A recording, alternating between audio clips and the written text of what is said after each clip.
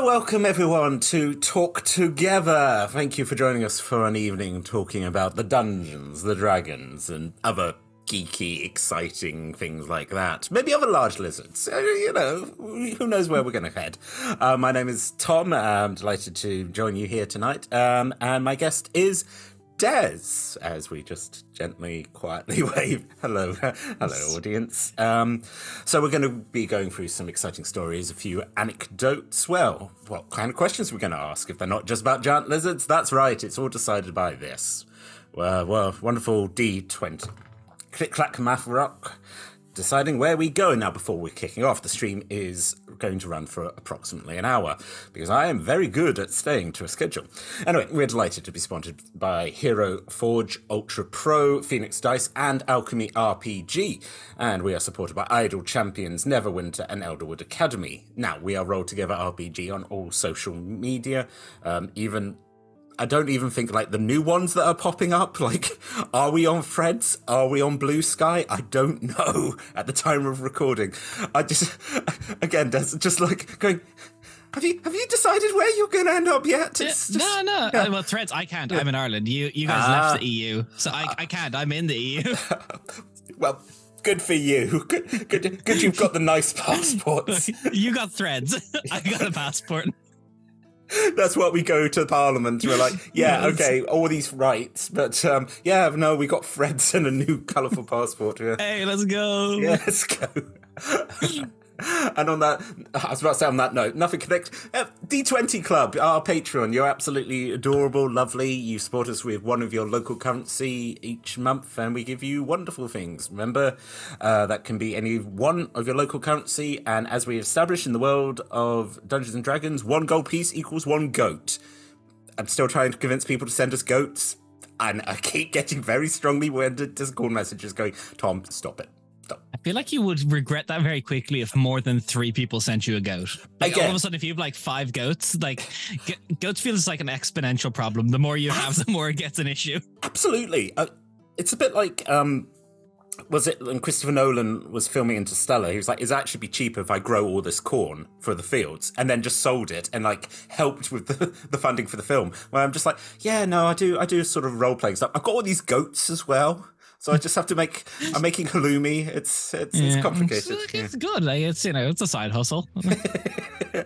And again, in this economy, anything we can do to get a little bit. Look, honestly, like commissions, map making, all of it, anything, kidney, take it. I've got 2.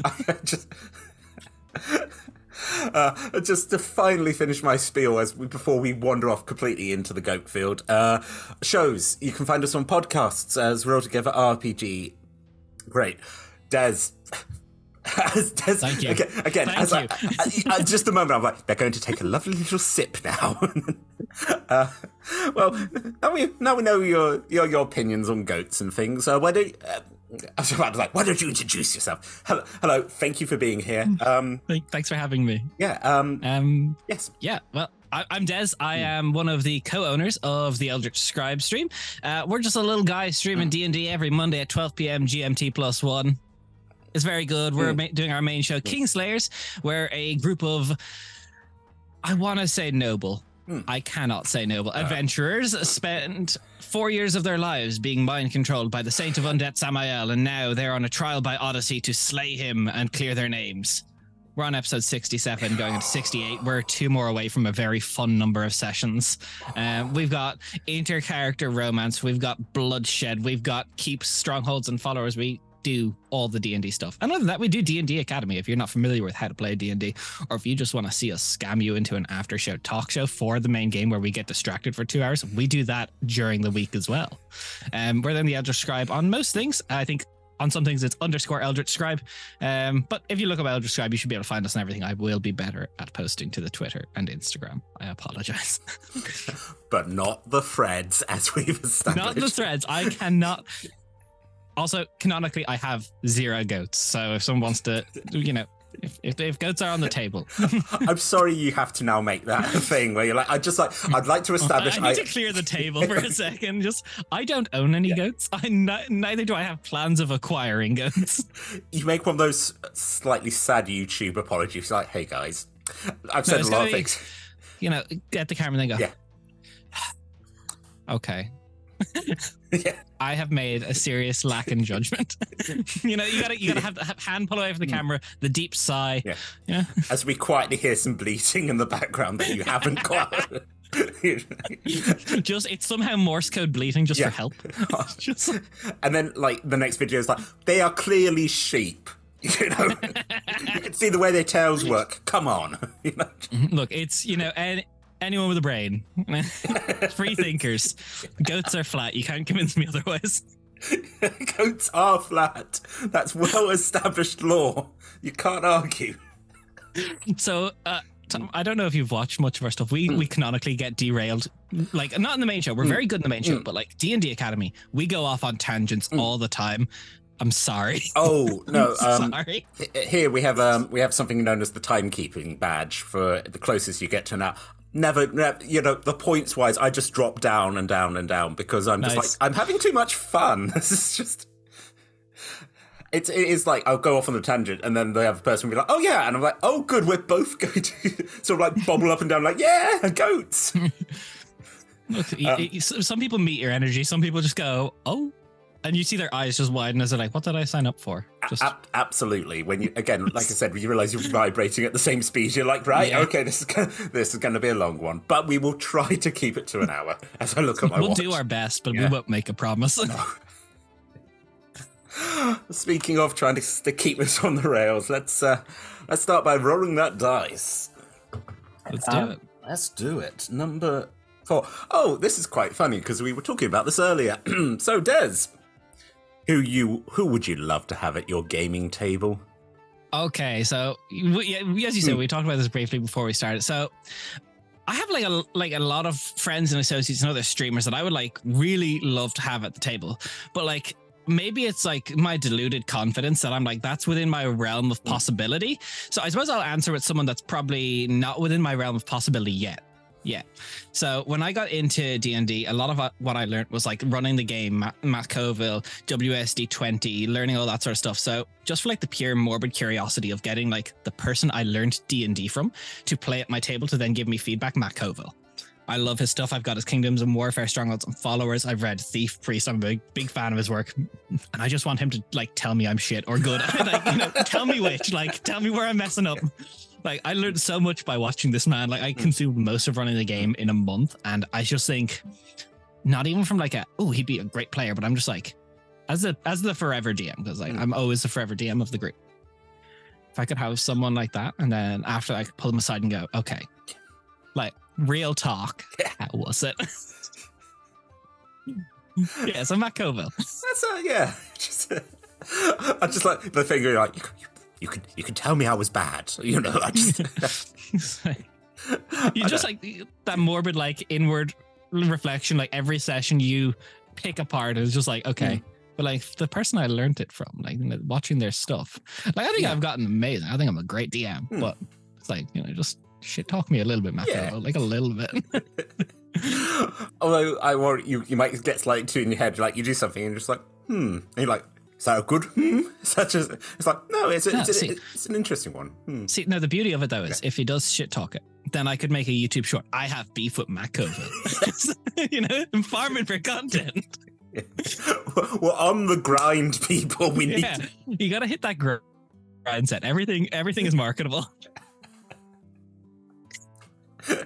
Just a montage of just like little like just like have a hidden microphone and just be like, okay, so like ask him like what's your general feedback, like how did you find Quenthus, like our setting, and then just like edit all of my questions out and make it just sound like he's laying into me, just like this was bad, this was bad, this was bad.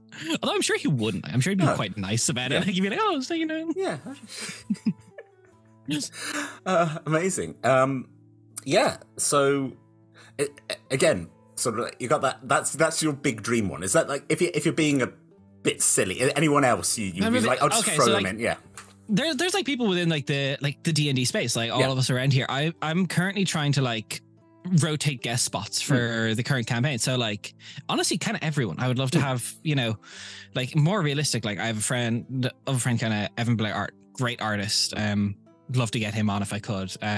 honestly, I'd love to get someone from rolling together on, just get, let's get someone. I just want to rotate guests because I was just like, I just want to like, collect. Just give me all of you. I will have one of everyone, please. Like literally just get everyone from the stream team, get everyone from around the place. I just meet more people, expand the space. And I think as a DM and as a storyteller, I think rotating guests for like arcs of like 3 to 5 sessions at a time can really benefit the overall story and give a breath of fresh air into the story. So having rotating guests, I could list off like everyone in like the stream space. Like we have Nate from Wodenforge. He's not so much a streamer, but they make amazing products. We work with them sometimes, and the guest spot just went so well. He's now like a permanent player now with us. So it's like, you never know who you'll find and how it works out. I like meeting new people. So honestly, I'll just collect the D&D community on Twitch just one by one. Like, why not? It's like we just said, like, see, that's my deluded confidence seeing I can do it. And I like the ambition where you're like, I'm just going to be one big, but as we said, like that idea of like going, okay, very similar energy here. And then you're like, friends now. Yeah.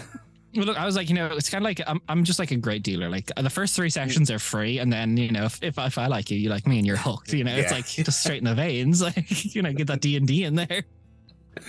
Just sort of quietly go, I'm just saying there might be vampires coming up or something. Well, that's our main villain, Saint of Undead, the vampires. Like we're talking for the next guest we're having on. He's a little bit smaller than us, but like we were doing, like I bring everyone for like session 0, like very very thorough, like going over the world lore, writing stuff for them if they need it. And I was like, so how are you if like this like 3 session guest turns into like a 4 or 5 28 session long guest spot?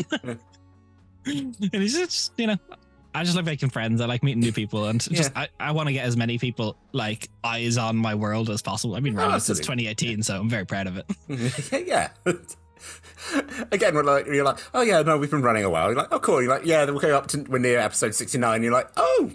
Yeah, I notice a lot of people like our size, 500-ish follower for reference, they don't run mega campaigns. Like a lot of it's like smaller stuff, like one-shot series. Well, at least what I've seen, maybe I'm deluded and I'm just not checking the right time slots. But we're such a strong roleplay focused table that it's just like, we could have been done by now if my players just stopped talking to each other so much. Like, I think I had like 2 weeks ago where I was like, someone had to be like, oh, like I can't make it this week. So I was like, okay, that's fine. I've quickly in the morning, 4 hours before, type. And I was like, okay, guys, you have a little bit more wiggle room to roleplay today because, we can slow down the pace. 4 hours wasted that morning. They just 2 or 3 people just roleplayed the entire day. And I was just sitting back and like, even like analytically numbers, it did great. And I was just like, I'm so lucky. Just watching it in awe. It's just like, it's beautiful. Yeah, when you get those kind of players, they're like, we should talk about what we're having for breakfast, and then we'll go do breakfast, and then we'll have a conversation about, you're like... like the session was meant to be 4 hours and ended up being 5 because I was like, okay, guys, we got the 4 hours of roleplay, but we actually need to get to this for next week because I had been like the guest. I was like, okay, your character goes off on a boat. You're going to meet them there. And they're meant to have like the journey through the desert, that session. They didn't leave the city. So I had to start the next session narrating the 8-day journey through the desert because they just wouldn't leave. Can we roleplay the desert? No. It was kind of just like, you'll be amazed. Nothing happened. It just was 8 days of walking. No. I had this beautiful one thing I've definitely taken to in the past few months. Although I'm sorry, I am pulling us off narrative again. No, please, it's fine. Is my writing, because I've gotten more and more into my writing. I'm actually trying to work on my first novel, but I've noticed my writing getting a lot better. And I had this like maybe 4 or 5 long paragraph thing of like the journey through the desert, the weathered experience, the like effluvian mirages on the horizon, and just like, it was great. I was like, you're not speaking. You can speak when you get there, but the 8-day narration, your characters are suddenly moot. just You're in an unskippable cutscene. Just accept this. Yeah. Do you DM yourself? Yeah. Yes. Yeah. So how do you feel about cutscenes though? Like cutscenes that the players can't see, like out of character, like you kind of the camera pans away from the main heroes and it goes over somewhere else and you have a cutscene and it's like all the players freak out because they don't know it. I do them frequently. Yeah, I like it for that sort of thing. Again, like sometimes it could be fun for humor to do like a cutaway and then someone go, I wonder when this guy's turning up. You're like, But yes, no, that same sort of idea of like... Yeah. Or doing the kind of like end of the superhero movie of like the kind of like, now it's my turn. And you're like, it's this guy. This guy's coming, No, so what we did recently in our most recent session, so we've one character who's basically, in my setting, we have old gods and ascended gods. Old gods don't need worship. Ascended do. Easy distinction. And he's trying to get an old god put back together because it was split into 7 shards. And at the end of the session, I panned away because he's known the location of one for like since episode 20. So I pan away and I describe a cutscene of like a rival faction is pulling it from the ocean and he's like, no. And I was like, yes. And he's like, I need to do something about this. I was like, how? You don't know about this? Don't know. It's like, you're like, I feel there's something wrong. And I feel that we need a beach episode. Just saying. Just saying. It's like that Han Solo moment of Star Wars. Got a bad feeling about this. Yeah, no, it's a great thing. And then it is also quite fun as a DM, to, as you said, just be like, okay, this... You're not there. You're not there. You're not there. This is a scene for the viewers. Yes. This is the narrator of the overall story explaining. Context. Exactly. Rather than come back and go, oh, this happened like 20 episodes ago. Yeah. Like, I could have gone and like he could have gone back, like, and he's like, this was here on like episode 20, and I'm like, oh, it's not. Yeah. And he's like, why? I don't know. Someone took it, maybe. Maybe there was a large bird or something. I'm like, do we really know what happened to the megalodons? Like, it's down in the ocean, maybe. I mean, there's a film coming out called The Meg, which tells us that they're just hanging out at the bottom of the ocean. You know what I can't wait for? The crossover between that and Sharknado, and it's just Megnado, and it's just a massive megalodon. Just one. It's just swimming around as like a tornado, just like the one. I don't need like a full of just the one. Just...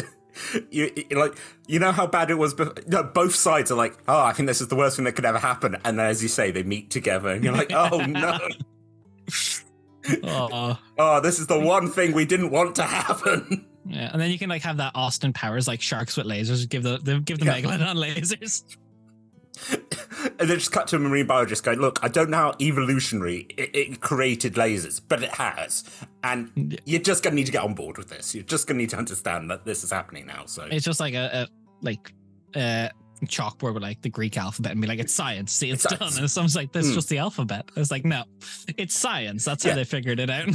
How did it work? They had a piece of paper that we as the audience never see, and they look at it and they go, cool. Okay. Yeah, no, cool. Okay. Yeah, no, that makes sense. That makes sense. Question. Can I shoot it? Yeah. It'll cool. work. Sure. Fill your boots. Why not? Like, yeah. Look, hey folks, also if you're looking for a weird creature to have in your game, the Megalodon Tornado horror game thing. Look, I'll start it out someday if it's wanted. On the other tribe, come over, follow us, just leave a message in chat during D&D Academy. Tell me to stat out the Megalodon Sharknado. I'll do it. I get, like, if you're talking about like things where, like in a video game, you're like, you shouldn't go here quite yet. Where, like, do you run your setting like that? You're because I run open world currently, and it's like there's things out there that's like they go there. You're just like you're gonna die, and I'm gonna tell you you're gonna like there'll be warning signs. Don't get me wrong, I'm not just gonna like smack gone. But open world, like it's leveled. Yeah. As you said, you're like, cool. If you want to go into the Imperial City where everyone's searching for you, by all means. I'm just saying. Just saying. There's been better ideas. Just one little old NPC go, well, I don't know about that. Like, listen to them. They've got the right idea. Just that very Irish, British, polite, sitting there with a cup of tea being like, well, I did say it. Just like, oh dear, you've been imprisoned. What a terrible shame. Such a pity. Oh, bless. Bless your hearts. Amazing. Yeah, we got into that because you basically said you just want to make a horde. Everyone, yeah. You said this would be an hour, and I spent 22 minutes on the first question. Oh, again, more than happy to just... The fact you've created a new terrifying thing where you're just like, oh yeah, don't go out into the sea. It's like, oh, because of the Kraken. No, because of that. It's like you thought it was a whirlpool, but it's rising out of the ocean at an alarming rate. Again, if this was a video game, it would be the thing like, how long can you outrun it? Yeah, I think that's like, have you ever played Sea of Thieves when you sail into the ocean and it gets like the inky waters? Like, you can't go there. So it's going to send you back. Yeah, there's something out there. You just, don't know what it is.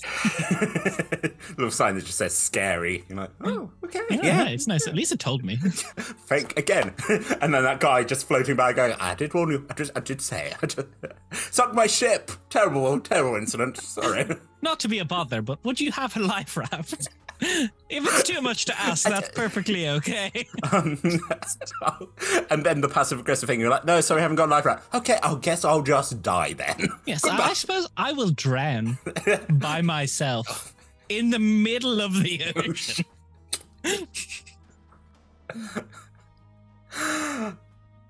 I feel we should roll the dice again. Yeah, look, we have at least 5 more questions answerable in the time frame. I believe in us. Number 8. How do you feel about PvP? Okay, so maybe I have like a controversial stance on PvP. I suppose I allow PvP technically. So there has to be build up and a lot of out of character conversation. Like there's no spontaneous PvP, but it has to be like conversation between player, DM, player, like the 3 of us in a call being like, how is this going to work? When is it going to happen for the narrative? Because also, like, as much as it's a game, like it's also a show, and if Kingslayers is predominantly about the character's story. It's about like the Kingslayer, so what's who killed the king. So it's like, if it's going to happen, I need to talk to you about it because it's not just going to happen out of nowhere, and it's got to make sense to build up. And most importantly, there can't be fallout for players. Characters, yes. Players, no. You know, fight to the death, so be it, but don't get mad at each other after. If you lose, you lose. Yeah. If you picked a fight with a monk in a 1v1, that's on you, you know? But, like, secrets, I suppose, flat blanket rule, stealing loot from the party, nah. Yeah. Some people consider that PvP, wouldn't do it. Yeah. Secrets, some people consider that PvP, some people consider not. I encourage my players to keep secrets from each other on the contingency that all secrets will eventually come to light. Like, you will eventually reveal it. I think, I can't disagree with that. Where I'm like, okay, yeah, stealing, I would go, yeah, that's just a little bit murder hobo-y, unless it's just that said, in one of our that I play in our long-running thing, a large part of it is another character stole my sword like magically reappeared, and I was like, hey, you seem like fun. Do you want to be best friends? And they were just like, so that's the thing that later then the sword disappeared. And I was like, cool, my actual soul is in that. So again, that's some controversy and then bring it back. But yeah, I'm just imagining a table where it's like no secrets. You're not allowed to keep any secrets. You're like, okay, right. I don't think it would work that well. Like not for drama. Yeah. Like maybe a home game of like everyone's like, you know, like, let's go and have fun, kill the monsters. But like, I think half the fun of like a live table that like you're watching, like the stream table, it's like you want to see the drama unfold between the players. You want to see people cry. Well, again, like you said, it's the fun of the, you know, the dramatic irony where you're like, cool, we as the audience know that this person doesn't want to go on this adventure or knows what happened to this character's father. Yeah. And that's fun as a player to be able to go, wow, I really wish I knew where my father was. And the person will go, yes, no, that's it. But yeah. But also it creates a sense of like, especially if you do like scenes where like one character's saying something, then you cut to another scene of like another character's like, even if it's just like DM narrating the character's conscience like back at them. And it's like, the audience now knows that there's like this unspoken thing between the players where someone may know. And both for other players, table and audience just goes, when will this come to light? Like it's been talked about. It's like, you know, it's not like nothing's wasted. Like, it's like, when is this going to happen? Like, you know, I need it. Like, I need to see this come to light. The ticking bomb under the table. Exactly, you're like, exactly. Yeah.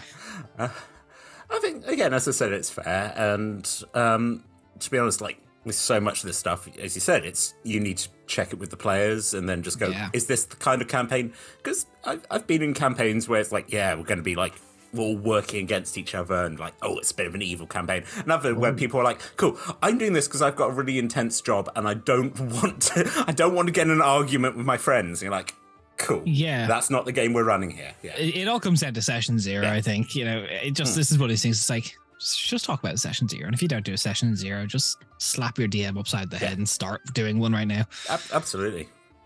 Actually, that's been, I think, doing this show, one of the most recurring things when people are like, yes, session 0, making sure everyone is safe, everyone is happy, you know, just go. Also, it's fun to be able to come in where someone's like, oh, I come from this city. You're like, oh, my uncle knows that city. You're like, okay, great.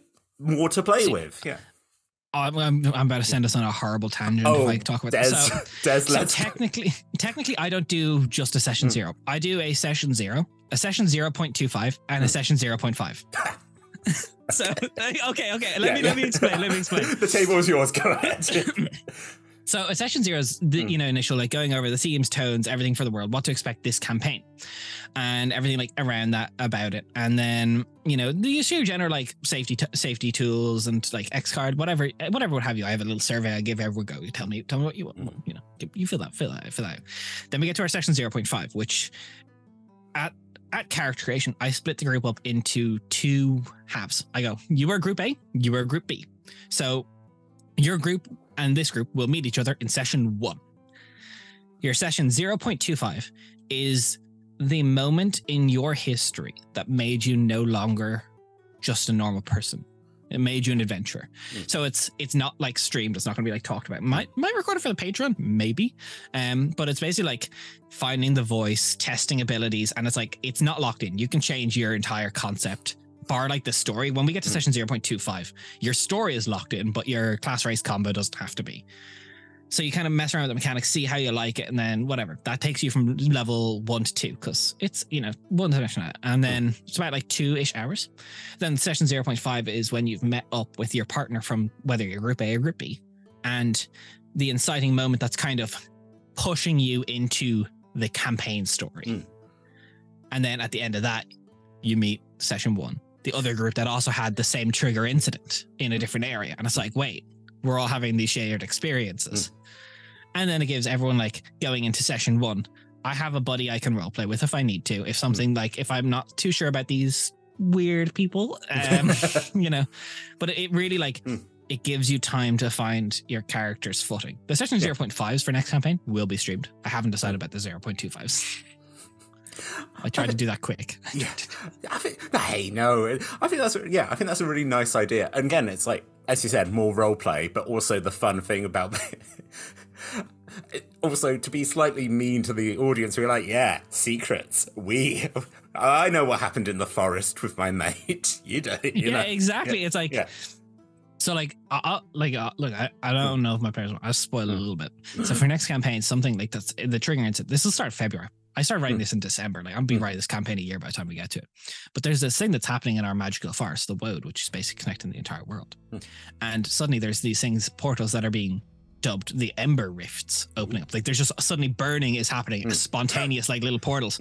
And in everyone's session 0.5 as a group, they're going to encounter an Ember Rift. And then when they all get together, they're going to be like, we're experiencing all the same things. We need to figure out what's happening, because if all of this burns, all of nature is connected to that thing. Like, because in our world map, the entire like middle like 30% of the map is this forest. If it all burns, can't have that. again, as you said, nice uniting. Something like. Unless like we do a group patron beforehand, like something that would like really have to pull me. I'd still do it. I just do different purpose. But it's just like I feel like having a little RP buddy. We've done it for every campaign since we started streaming. But like having a little RP buddy to come into the campaign with, to be like, me and so linked up before we met you guys. Yeah. Now, like that being said, the 2 closest people in the current campaign would be our characters Calicindia and Somali. They literally are now doing in-character romance, but they weren't even in the same starting group. Yeah. Like, so, it's not, I don't feel like it alienates them, but it's like, it goes, okay, we're not the only ones that are dealing with this. You're also dealing with this. And then, brings them all together.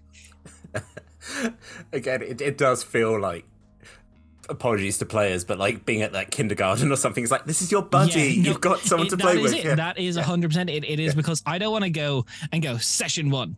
You all meet on the edge of wilderness. Go play kids. My name's Greg. I'm a human fighter. Got a You know, sword. it's like no. Yeah. Go play with the other kids. Go. It Come kind on. of helps facilitate that. Yeah. You've all got rich backstories. Go on. Go play. Exactly. Like, you know, some of you have secrets, some of you don't. Yeah. It's just like, go look and talk to each other. Some of you are from this region, some of you are not. Go ask each other questions. Ask. And I think the easiest thing is like, it facilitates the question of, okay, you also dealt with this. Tell us what happened for your version. Because like we handled it different to you innately because we're not you. Can we find similarity or causality between them?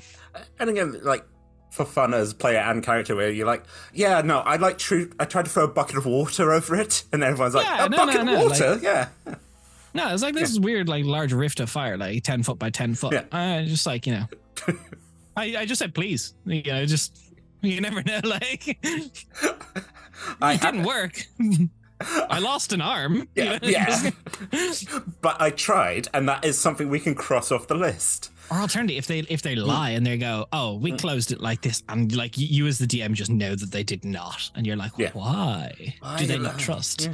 Like, you know, I just feel like it gives so much opportunity to like have that session one flow really well, like the proper session one flow very well. And that's my tangent. No, I was going to say, and I think that's the nice thing where you're like, okay, but also for having the session 0.0, be able to go, right, this is where we do the safety and the health, you know.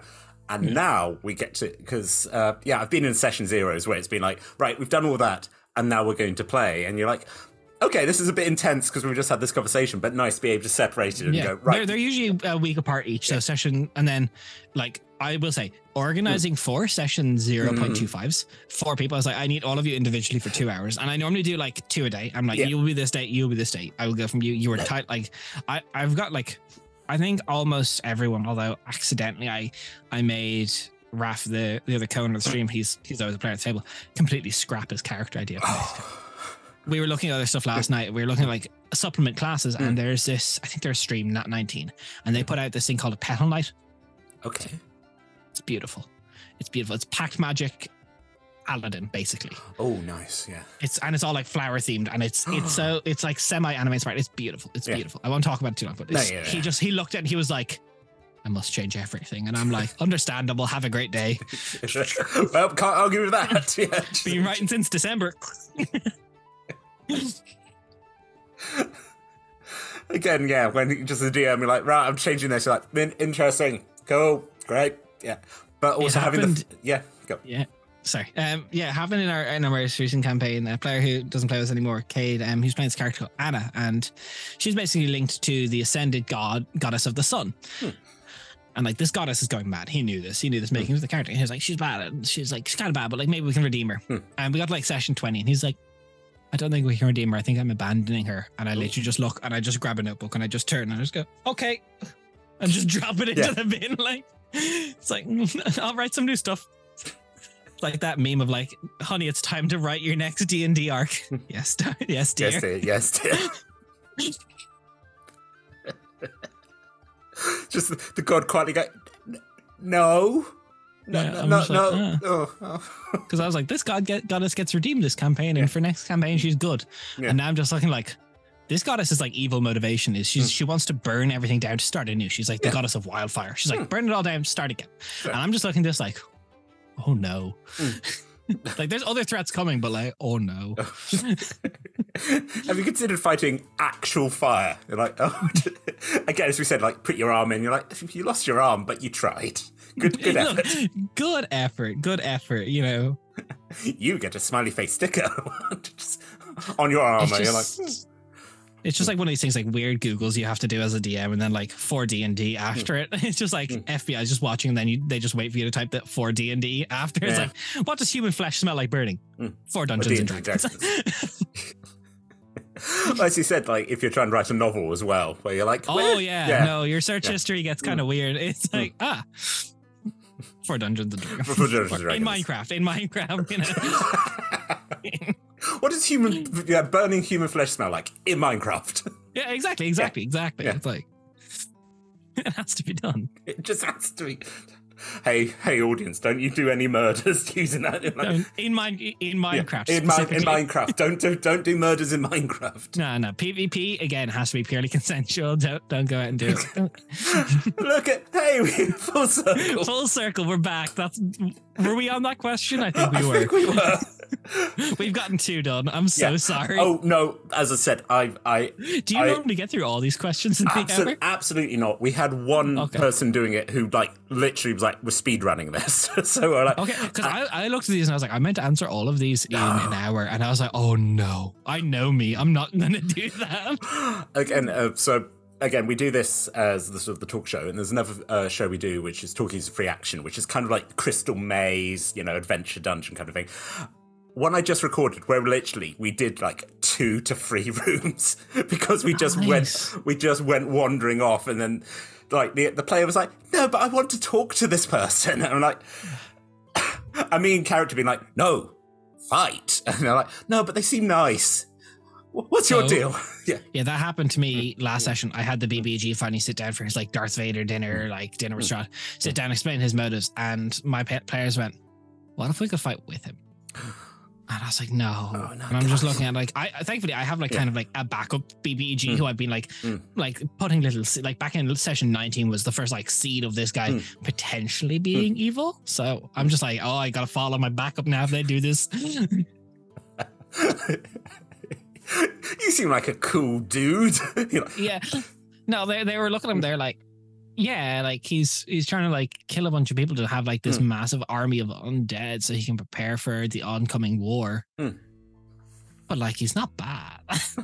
He's just sort of drinking you get it. You understand the war. Yeah. Oh, good. Yeah, exactly. Again, just the level of just but they seem nice. They wiped out a village with good reason. They made you kill a king. Yeah, but you can kind of get why. I never met the king before, so exactly. Yeah. Oh no, one of them was actually her father-in-law. Oh, so she's not on board with the whole siding with him. How about you join us? No. How about you join me? We appear to have a disagreement here. I think we're getting our wires crossed, maybe. Yeah. And as you say, PvP's you're just flagging this. I think that could be a potential PvP that comes up. Definitely in the campaign. It's if they do side with this, it could lead to PvP. Yeah. And I'd be all right with it. Yeah.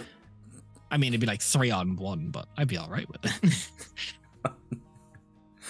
Hey guys, no, remember the brunches that we have. Let's just get on. Anyway, as a note, as a BB, he just slowly drinks his wine. Let's roll that dice again. Roll that dice. We are rolling quite low. That is a 6. How did you start playing TTRPGs? Okay, so I got scammed into playing TTRPGs, absolutely scammed. So back in 2016, I was younger, naive, and I had a group of friends, and they basically were one day hey, we should play Dungeons and Dragons. And I was I was a pretty video game nerd at that stage, specifically just video games. But my wife, fiance at the time, she was I always thought you'd like D&D, as a concept. I think it really is your alley. So I was oh, fine, I'll give it a go. So I texted back. I was yeah, everyone, come on over, come to the house. Well, I'll try. We'll play this D&D, see what this Dungeons and Dragons is about. So they rocked up to the house, and I'm okay, shoot, how do I play this game? And am I allowed to curse? Oh, go ahead, yeah. These motherfuckers. Hand me a monster manual and a set of dice, and they go, you're gonna run it for us. And it was awful. It was awful, but it sparked something in my monkey brain that I loved. So it was I think I pulled up I opened a page, I found the purple worm. I made these level 2 adventurers find a purple worm. They rolled d20s for their stats. Someone had a 20 in strength. I'm pretty sure he lied. But they left that night, and I was don't speak to me for a month. I'm going to go and inhale, as I said, all of Matt Coville's running the game in a month, and WSD 20, learning how to run the game. And I put together quite the little starting intro. It's actually, I haven't had to use it in years now, but I introduced a lot of people to D&D with that. I wrote this little like intro session that basically takes you through character creation to like, you know, fighting a villain, like you're part of this little city, you wander upon it, they're getting onslaughted by bandits and goblins, and they've stolen some of the people, so they're coming to raid in the following morning. So you have to you prepare the village. Like, there's like holes in the walls here, there's holes in the wall here, you can't defend everything, so they're coming in the morning. You have to be prepared come morning. Look at your sheet, prepare, fight them, take someone alive or a survivor. It happens. They find the base and you go, and there's a little crypt where they are, and you got to go save the people that they stole and, you know, bring them back. And it's great. And I've run it like 9 times, and it's always done really well. It actually, I should go back and rewrite it all and just put it up on something for everyone to use, because I honestly do believe it's great. It does sound great, you know, like that Seven Samurai style thing, and like, go look, actual heroes, you've saved a village. Yeah. I had someone do the worst. So like these are new players. So I think I had like 3 people. And I described it, was like, okay, they're in this like crypt, like there's this stone slab that covers the entrance, it's pulled to the side. And they go, is there a breeze down there? And I go, no. I go, what if we seal them in? And I was like, I mean, you can. And then they're like, okay, we're going to be silent. Like they got rid of the exterior guards, and they sealed all the bandits inside the crypt, and then started like layering stuff on top. And then I basically just narrated like the screams as people started suffocating and like starving. And it's like, and basically their reclamation after like they waited like 7 days, opened it back up. Everyone was just like suffocated, and they just took the bodies, and they're like, sorry, we couldn't save them, but here's their remains. And I was like, it's so crazy. They did no combat, like bar the outside, like the initial combat and the outside guards, and they sealed them inside. And I was like, that's so smart. It's so like they were playing these like chaotic neutral whatever, like not good people. Didn't care about survivors. They just cared about getting rid of the bandits. And they're like, by numbers we guessed maybe there's like 15 people inside, like scattered across different groups. We don't know the layout, we don't know the abilities. However, we can kind of tell from the environments around coming through it that this is the only way in. And someone was like, if you're fool enough to lock yourself in somewhere with only one exit, you are fool enough to die. And I was like, they've got a point, you know. Look, exactly. I was like, you know, like there was tech checks made like for there was like creatures inside, but like they basically they put the stone slab back on, and then they're like, we want to go down. We start cutting down trees, like everything around this forest, and we just start layering it on top, like put as much weight on this as possible. And I was just like, I can't even fault you. It's like, this is just like, it's good idea. And you know, so be it. I've had other people like smoke out the bandits, like just start fire, and like, you know, and then some people just do the traditional D&D run into the tomb and fight the things, and it's been very good. I think it's a good catalyst for learning. It has role play, it has like a little bit of mystery in the morning of them coming to attack, like preparation, defense, offense, all the things. And I think, as I said, it's the nice thing of like going, there are multiple solutions to this. This isn't just a combat thing. If you I ran it like 9 times, and I think like 5 of the 9 times I had a different outcome. Like 4 of the 9 times people just went in and attacked. Had a fight. Yeah. But the other times I was like, interesting. Choices. Great. So that was sort of one of your catalysts. That you wrote that, you've run that. That was sort of like, So that's what really got me. And then I started meeting other groups online, and the big thing, I kind of fell out with those guys, unfortunately. And then the thing that got me back into D&D, and I hate to admit it, is Fortnite. Oh, interesting. So this was back when Fortnite was in beta, and I joined like just this like thing where it's like, I was like, I'll try this game out. It's free. I was like, I don't have that much money to pay for games, so I'll just get a free game and play it. And I joined this group I found on like some looking for group forum, and they invited me to a Discord server, and it's called Dungeons and Dragons. And I go, oh, you guys play D&D? I haven't played in a while, but like, I run D&D used to run D&D pretty frequently.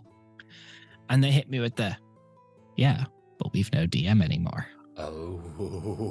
The scam. Again. Hit me with it. Fool me once. Shame on you. Fool me twice. You know what? I'll be a DM from now, and I'll start streaming it down the line. That's, again, so conniving, where you're like, oh yeah, no, we're running this up again. I'm just saying, if you happen to know how to DM, just yeah, no, it's like when I played Fortnite. I was like trying this game. And then I think I played Fortnite with them once, and I didn't play Fortnite again. Yeah. It's just like D&D. Oh, got ya. Yeah, it's just I get bamboozled too easy apparently. Oh no! Oh no, not again! And then Yeah, if I had a nickel, I'd have two. But like for the fact that I have two, it's kind of weird. Yeah. Amazing. Yeah, that's again as an origin story. That's both parts of that's great. And no, the same issue that with a lot of people starting off where they were like, someone was like, well, someone needs to run it, and like, congratulations, this is you for the rest of the running it. The thing that was wild, they didn't tell me someone needed to run it. They were like, oh, we're gonna play D&D, and I was like, I didn't even bother googling anything about it. I was like, yeah, they'll come over, we'll play it. Like, it's probably like a board game or something. Yeah, you get one of the starter sets. I've got like 4,000 hours on Roll20 alone. Like I do like. For every hour I play, I normally like prep for at least an hour. So you're talking like, and counting out the year that I didn't like play, like online, played in person, like I must be getting close to 10k hours, like total. And it's just like, no, surely I must master it now. I truly am the dungeon master now. Exactly. Someone has to be. That's the logic, and it's just me by chance. A friend of mine who would like, if he does something like really impressive, he's like, yes, I have won Dungeons and Dragons, and it was advanced. And you're like, yeah, no, well done. Look, someone has to win Dungeons and Dragons. So look, again, it's like one of those great treasures that we hear. Like we go, one day someone will win the game. Exactly. Which would be weirdly mythical, where they're like, yeah, it's just over now. They're like, what? It's like, no more. Someone has won the game. Wizards of the Coast made it almost over with all that PR. I think every GM, like I have like a folder just full of Pathfinder books, because I was like, am I going to get cancelled if I stream D&D? Yeah, no. Like, with some friends. We spent like 2 weeks just raiding the Pathfinder 2e rules, and I was just like, man, I don't want to start again. I had some friends who tried like Fantasy Age, and then it was just like, and then everything sort of calmed down, and I was like, right. Yeah, it's like, okay. Yeah. I looked into Open Legends as well. I played that before, and then like Starfinder I'd done, but I was just like, man, I've like we put out stuff for 5e. Like we have, like I'm still trying to compile it into a big PDF, but like we did D in December last year, where we put out a subclass and a race every week for the 5 weeks of December. Nice. Yeah. It was a lot of work. Yeah. But like I literally have cover art ready. I just need to make the PDF. It's like gonna be like a 50-page booklet with like lore of the world and everything. It's like, it's a lot of work. I literally, my last day off before my week off, it was in May. Like I stream or work, so it's like the amount of work. But I'm just like, I don't want to start making content for another system. I don't know, because man, I couldn't go into Pathfinder 2e and be like, I'm gonna make these races converted. I don't know how to do that. I don't know Pathfinder. I don't even know where the path is. How do I find it? And again, that's the secret. And then you just get a message. Someone's like, someone has found the path. We all need to play something else now. You're like, what? Fuck. We're all really getting into Monopoly. And we're like, but we hate Monopoly. And like, look, we're limited to what we can play now. Look, it is what the viewers demanded. This is now a Jackbox channel.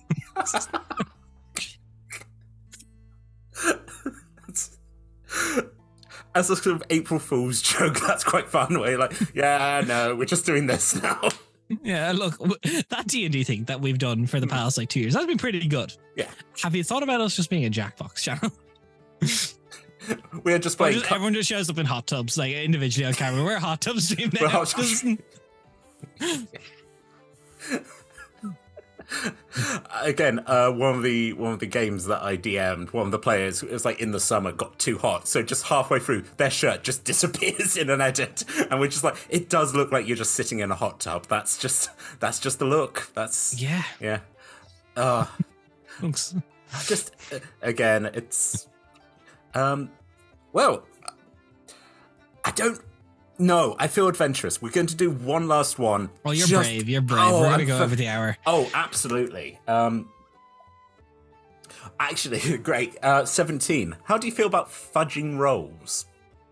Okay, so this one's I can actually answer fairly quickly. Perfect. I do it a lot at lower levels. Like we might, I'll do this quick. We might even get another question in. Oh. So between level 1 to 3, I don't crit, and if I say I crit, I don't actually double the damage.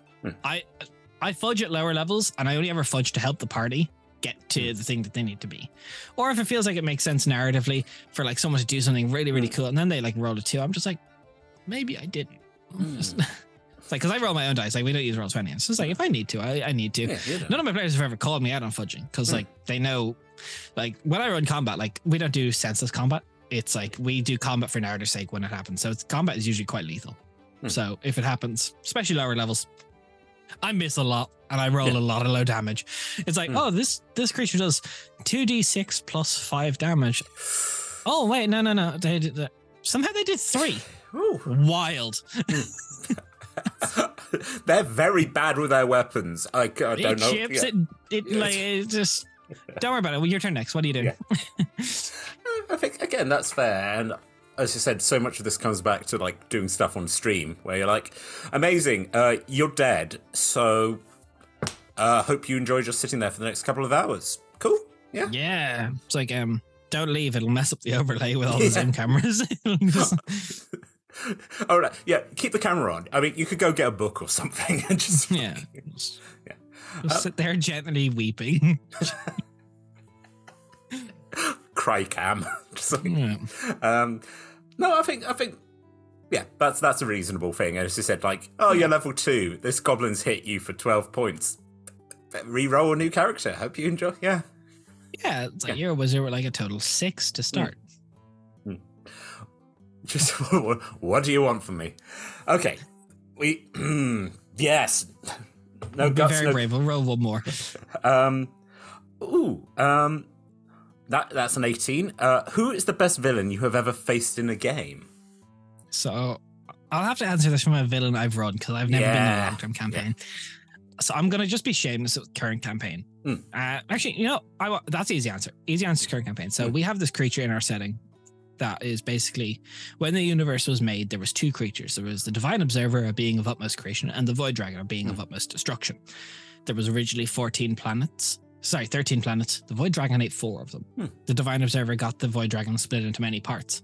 And a couple campaigns ago, all the gods had been put to sleep by another force. One of my players, Raph, who still plays with us, the other co-owner of the stream, he woke up 1/3 of the Void Dragon that was now God.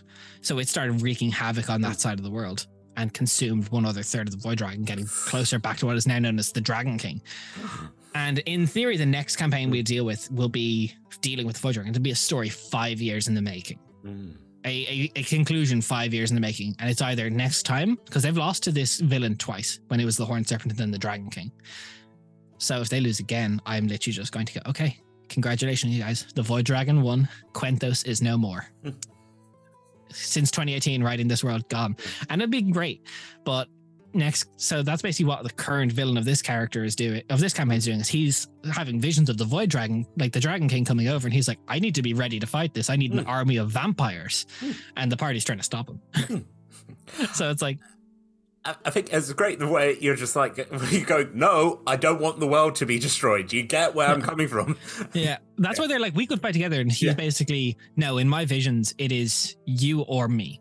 Either you grow strong enough to beat me and I'm no longer needed, or I beat you and I enthrall you all and you become my vampire generals. And the Dragon King is coming. There's like, Dragon King is like kind of our end doomsday scenario. The last third of the Void Dragon is in the half of the world that the players are on now, because the world is separated. So our material realm is globe separated by material realm of water. So the Dragon King didn't know anything was on the other side, and now makes his way over to, again, he's starting the Ember Rifts because he burnt the woad on the other side of the world that was connecting everything, and the burning is now going through the roots that are ley lines in our world are the roots of the woad, the roots of magic. And I mean, the Dragon King's coming. Next campaign, we're going to deal with it. And if we lose next campaign, I literally just throw out my setting. I will start a new setting. It's like, they lost to him in the second last campaign we did before we started streaming, and the one before that. They lost to him 2 campaigns in a row, which basically made the last campaign we did before streaming. It's like, almost like dystopian Orwellian. It's like the Dragon King rules the world. There's countries, they all agree there is one church, the Church of the Dragon King. There is no elves. Elves get completely genocided because in our world, the elves are basically, if they can return to Star Elven form, the original race created by the old gods, an old god can, in theory, if their spirit is rekindled, be put into the body of a Star Elf. So the Dragon King goes, no more elves. No. There can't, because he's going around killing all the sleeping bodies and trying to absorb them. So he's like, there can be no more elves, because if there's elves, the gods can reform, like the old gods. I'm not so worried about the ascending gods. They're divinity. They're like archangels, like super strong celestials. But old gods are beings that destroyed the Void Dragon, and we can't have that. So he's coming, and it's like, it will be like kaiju battle when we finish next campaign. Like, it'll be like, I'd say at that stage it'll be like a villain 6 years in the making, which, like, having a story cohesive throughout 6 years, I am among the lucky few to say, hopefully, that I have done that. Yeah. And again, the wonderful mythical nature of, like, you failed twice, now this is the final stand. 3 times. That's what you get. Yeah. Just, again, as we said, like, just a note that says, don't fuck up. You know? Yeah, it's like, you got to lip sync for your life and don't fuck it up. Sorry, RuPaul reference mandatory. I think as that hook, that's a great. Thank you. That's all the time we have. Thank you very much, Des. Here's a chance for you to plug all the exciting things you're doing. Where can we find you? So, hey, I am Des, one of the co-owners of the Eldritch Scribe. You can find us the Eldritch Scribe on Twitch. We stream every Monday at 12 p.m. GMT +1. Our mainline show, Kingslayers, which is 67 episodes in. If you're curious about the recaps, they can be found in our Discord. We are the Eldritch Scribe on most social medias, or some variant of the name, because it's not that original. Until I can find the other people who try and take that name and battle them to the death, some of the times it'll be _ Eldritch Scribe. Until then, that's what will be. We stream multiple times, at least 3 days every week. Just the other 2 days vary, but Kingslayers is our main show. We'd love to have you there. It's a really cool show. It's very RP driven. As the DM, I do run a very character story focused game. If you like that sort of stuff and you like deep, intricate roleplay and interweaving politics, we're the stream for you. Come find us. Beautiful plug. Well done. Thank you. So yes, thank you very much, everyone, for joining us. If you have enjoyed us, we are streaming this Talk Together every Friday, 6 to 7 BST, or, as we said, it might be Talking as a Free Action, which is our puzzle dungeon, in which the Question Lords scoop up characters, put them through a dungeon, and probably learn a little bit about themselves. If you want to see traditional D&D, well, we're streaming 6 to 9 p.m. Mondays and Tuesdays. Mondays, we've got new stuff. Tuesdays, we're rerunning some of our classical episodes. So all our shows can be found at twitch.tv/RollTogetherRPG. There will be a YouTube link in the chat. Once again, there are podcasts. So thanks once again to our D20 Club on Patreon. Please keep sending us those goats. It's at least one. Just one, and maybe another one, because we don't want the first one to get too lonely. You know, we have to get a third one, because what if those two start fighting? Exactly, and then a fourth one, so they can be a nice 2 pairs. Yeah, just and then a fifth one in case it balloons. My friends, it's goats all the way down. So thank you once again to all our sponsors and supporters, and as we say at the end of these episodes, always stay classy at the table. Good night.